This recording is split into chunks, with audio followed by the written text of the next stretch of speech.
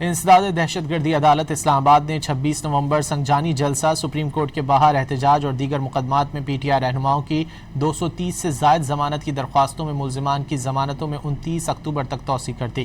انسداد دہشت گردی عدالت اسلام آباد میں پی ٹی آئی رہنماؤں کے خلاف 26 نومبر سنجانی جلسہ، سپریم کورٹ کے باہر احتجاج اور دیگر مقدمات کی سماعت جج ابوالحسنات محمد ذوالقرنین نے کی۔ پی ٹی آئی رہنما جنید اکبر، رؤوف حسن، عبدالقیوم نیازی اور دیگر عدالت میں پیش ہوئے۔ عدالت نے کیس کی اگلی سماعت میں فریقین کو دلائل دینے کی ہدایت کر دی۔